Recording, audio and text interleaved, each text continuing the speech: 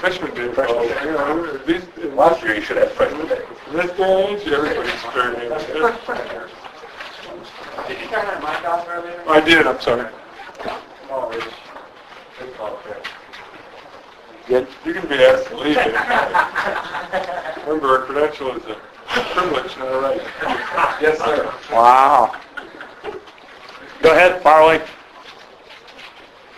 Russ, earlier Chase said that you kind of had a sense that Cal may have surprised you because you saw them being on the road first game. They were probably better than most thought, and it kind of showed what they were. Did they surprise you too? No, I wouldn't say they surprised us. I think the fact that it was our first Pac-10 road game, our first extended trip, and everything goes along with that, didn't help us. The other thing to keep in mind is that Jordan, it's ironic, Jordan was coming off an injury. He didn't play Weber State the game before. And Cal, they are a pretty good basketball team. They obviously have proven that. But I think when you wrap that all together, I know from a coaching standpoint, one of the things we tried to get across is that we felt like that Cal had great talent and they were putting it together and they had a good non-conference record. So from that standpoint, they've been pretty consistent. What's Jordan status? He's just got a bad sprained ankle and he's getting treatment. Wearing boots and all that? I haven't seen him. I honestly don't know. All I know is his treatment. I've talked with our training staff. The treatment's going real well. And, just like all of our injuries, we hope they're ready to go by Thursday. What does it say about his character that he came back anyway? A whole lot. I was actually told during the game he was done and wouldn't be coming back. And I was watching play go this way. Our bench is behind us and tap on my shoulder, and it was Jordan.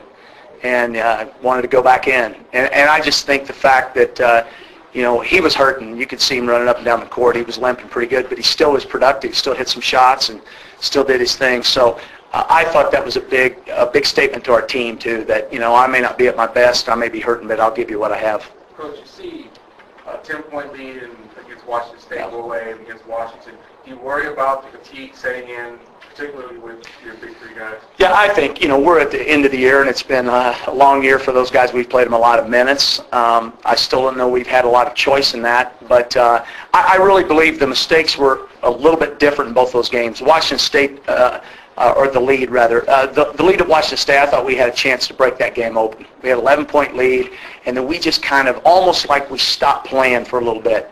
And once they shot the ball well toward the end of the half, especially I thought Clay Thompson's shot right before the half kind of got them going, and we never could put the fire out in the second half. The Washington game was we just didn't we didn't get to the foul line enough. We didn't attack the basket and do what we needed to do in the second half to get some easy points. But certainly playing those guys many minutes, that's you'd like to get them some rest, but I don't know how. Do you expect to have Jordan in all practice this week, or just? I think it's a day-to-day thing, and so we'll just see how he responds to his treatment. Russ, why do you think you guys, obviously teams play better at home than on the road generally, but you guys seem to be pretty dramatically different.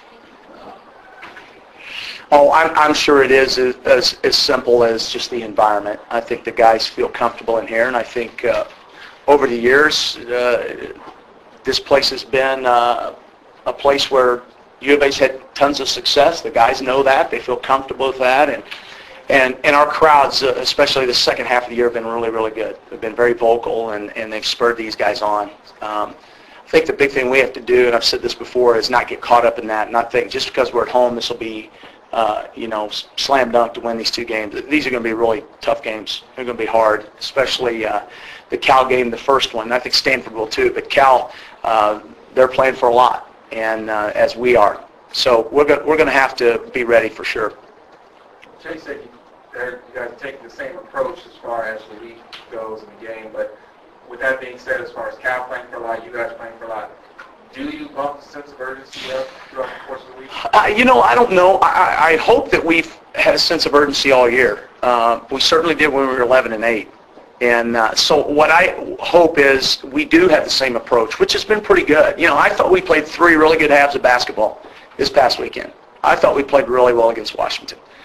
Tough environment. They're playing for a Pac-10 championship, and I went back and watched that game. We competed.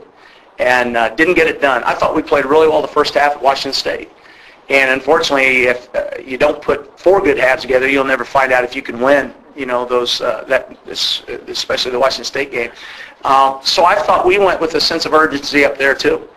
But we need to play well, and I think the guys know that we're competing for spots not just in our league, but around the country. There's a lot of people going in this last weekend that need to play well.